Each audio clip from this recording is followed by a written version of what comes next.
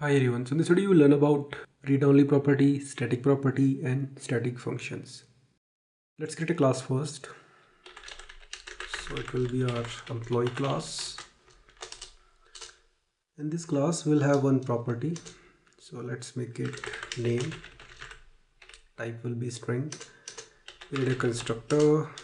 We'll pass some value to this constructor. Let's make it underscore name. Type will be string. So this dot name will be assigned the value of underscore name. Now let's make a function print info. Let's make it print name.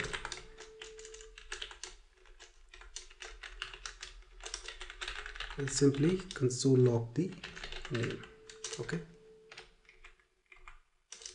So we have a property here, a constructor function and print name function. Let's create an object. So let's make it emp new employee and let's pass beta here. Okay, now let's call emp.print name, save it. So this is the output. If I want to change the name, I can change it here, emp.name.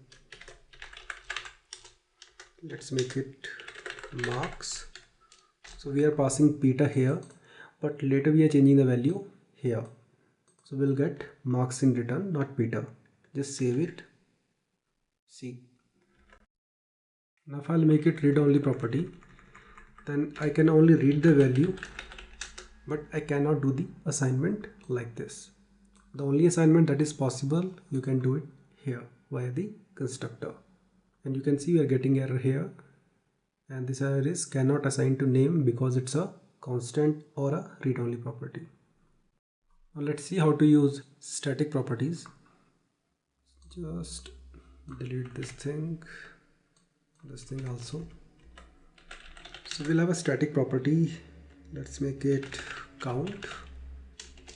Type will be number and the initial value will be 0. Now we need a function here to increment this value. So let's make it increment count. We'll increment the count, but let's do one thing first. Remove this static keyword and see what kind of output we'll get. So to increment the count, we have to make use of this dot count plus plus. Then we'll make use of console log to get the value. Okay. Now let's create two objects here. The first will be emp1. So let's make it new employee. Okay. Let's call increment count function. Just copy this, paste it here, make it 2. Here also. Now we have two objects, emp1 and emp2. Both are calling this function one by one. Let's see the output, what kind of a count we'll get. Save it.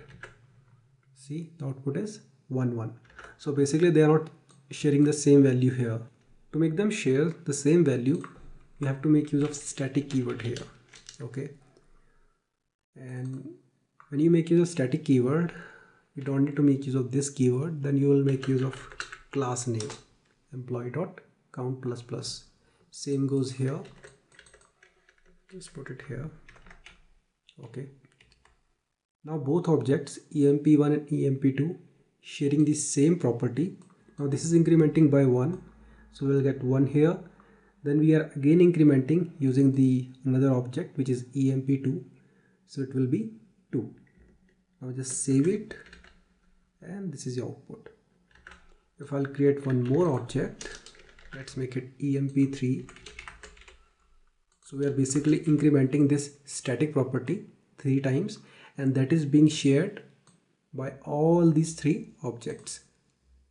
So 1, 2 and 3. Save it and this is the output. Same way you can also create static functions. So just delete this thing. Delete this also and this also. For static function, simply make use of static keyword, then the function name. Let's make it print name. We'll pass some string and we'll simply lock that string. Okay, so we don't need objects here. We can simply make use of class name because it's a static function. So let's make it employee dot print name. Let's pass Peter here, save it, and this is the output. You can only call these static properties and static function by using the class name because they are not available on the object level. Let me show you. So if I'll create one object like this, emp new employee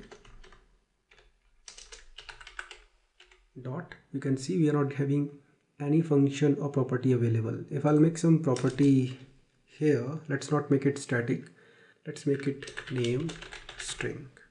Okay, now if I'll press dot, I'll get the name because it's a non-static property.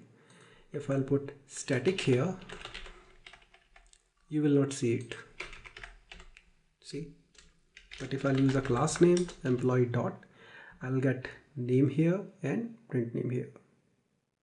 Just remember, whenever you want to access a static function or a static property, you have to make use of a class name. If you want to access a non-static property and a non-static function, you have to make use of a object like this. I hope you got the point how it actually works. See you in the next video. Have a nice day.